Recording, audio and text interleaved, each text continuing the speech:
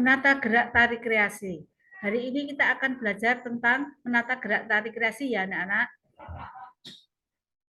Tari kreasi yaitu kita akan belajar kainnya tentang memahami, menerapkan, dan menganalisis pengetahuan faktual, konseptual, prosedural, dan metakognitif berdasarkan rasa ingin tahunya tentang ilmu pengetahuan teknologi seni budaya dan humaniora dengan wawasan kemanusiaan, kebangsaan, kenegaraan, dan peradaban terkait penyebab fenomena dan kejadian serta menerapkan pengetahuan prosedural pada bidang kajian yang sesuai dengan bakat dan minatnya untuk memecahkan masalahnya.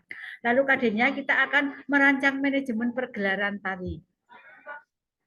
Menari adalah mengekspresikan berbagai hal mengenai perasaan melalui gerak tari yang tentunya memiliki tujuan berdasarkan keinginan, daya cipta, kreativitas, imajinatif, dan interpretasi dari pelakunya.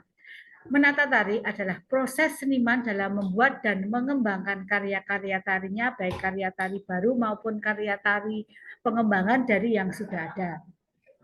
Pada saat menari, seorang penari memerlukan konsentrasi yang baik dalam membawakan tariannya, sehingga tidak mudah lupa dalam memeragakan gerak tari sesuai dengan urutannya. Akan tetapi, jika seorang penari lupa dalam memeragakan gerak tari sesuai urutannya, penari tersebut dapat melakukan gerak spontanitas yang sering disebut dengan gerak improvisasi. Sedangkan pengertian gerak improvisasi adalah sebuah ekspresi gerak spontanitas atau sebuah bentuk gerak baru yang dilakukan oleh seorang penari pada saat lupa dari urutan penyajian yang sudah dibakukan. Pengertian gerak tari kreasi. Jenis tari menurut pola garapannya atau penyajiannya dibedakan menjadi dua bagian, yaitu satu tari tradisional, dua tari kreasi baru. Tari tradisional itu dibagi menjadi dua, yaitu tari tradisional rakyat dan tari tradisional klasik. Sedangkan tari kreasi baru kita bisa belajar dengan melihat akar daripada nilai-nilai tari tradisi atau berakar dari nilai-nilai non-tradisi. Contoh gerak tari tradisional. Tari tradisional misalnya ada tari ambo, tari baduy, tari saman, jadilan, dan sebagainya. Contoh tari tradisional klasik ada tari budaya, ada tari serimpi, ada tari lawung, dan ada tari gorek. Contoh tari kreasi yang berakar pada nilai-nilai tradisi ada tari merak, ada tari zabin, tari jaipong, dan tari piring.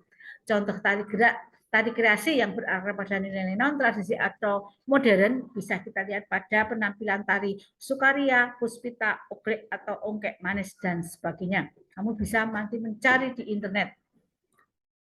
Tari merak karya Cece Sumantri yang berasal dari Jawa Barat merupakan karya tari kreasi yang berakar pada nilai-nilai tradisi. Koreografer mengembangkan gerak-gerak tari tradisional yang berkembang di daerah Jawa Barat. Tari Jabin merupakan tari kreasi gaya Melayu yang mengolah lagu Jabin menjadi tari kreasi. Ide gerak yang diciptakan mengembangkan gerak-gerak tari melalui pengemasan, mengolah ritmik dan musik lagu joget Melayu. Tari Jaipongan karya Gugum Gumbira dari Jawa Barat, ide geraknya mengembangkan gerak-gerak tradisional rakyat dari berbagai daerah yang ada di Jawa Barat. Tari Puspita dan Tari Sukaria karya almarhum Bagong Sudiarto dari Istimewa Yogyakarta merupakan tari kreasi baru yang berakar pada nilai non-tradisi atau modern. Karena pengolahan geraknya lebih banyak mengembangkan gerak-gerak baru sesuai dengan kebutuhan tema garapan.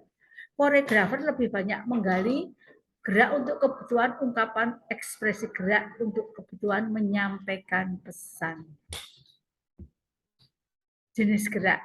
Jenis gerak tadi dibedakan menjadi dua bagian, yaitu gerak murni dan gerak manami. Gerak murni adalah bentuk gerak yang hanya mementingkan bentuk artistik atau kebutuhan keindahan gerak saja. Contohnya capang, adek-adek, gerak keupat, tanjak, silo panggung, dan sebagainya. Kemudian gerak manami adalah gerak yang mengandung makna. Contohnya, sawang itu memiliki makna melihat sesuatu yang dipandang dari jauh jaraknya. Sembah memiliki makna menghormati orang lain.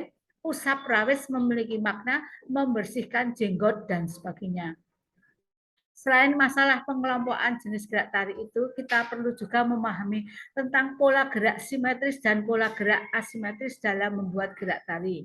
Pola gerak simetris yaitu pola gerak yang sama antara kanan dan kiri, memiliki kesan fokus sudut pandang seimbang, memiliki watak yang kokoh, tenang, dan akan membesarkan bila terlalu sering kita gunakan. Sedangkan pola gerak asimetris yaitu pola gerak yang tidak seimbang antara kanan dan kiri. Memiliki kesan fokus supaya tidak seimbang, memiliki kesan kurang kuat dan kokoh, tapi dinamis dan menarik untuk bisa dilihat. Sekarang kita akan belajar tentang unsur-unsur gerak tari. Sebelum kita mengulah gerak, maka kita perlu mengingat kembali tentang unsur-unsur yang ada di dalam gerak tari, yaitu tenaga, ruang, waktu. Nah, unsur tenaga yaitu kekuatan atau yang power yang kita gunakan untuk melakukan gerak tari. Unsur tenaga dalam gerak tari terkait dengan masalah penggunaan tenaga penari yang dapat membedakan antara karakter tari halus, ladak, gagah, beranyak, dan sebagainya. Sedangkan unsur ruang di dalam tari dibedakan menjadi dua, yaitu ruang sebagai tempat pentas tari atau ruang yang diciptakan oleh penari. Ruang sebagai tempat pentas tari contohnya yaitu berupa panggung proscenium, stadion, arena, atau tempat pertunjukan lainnya.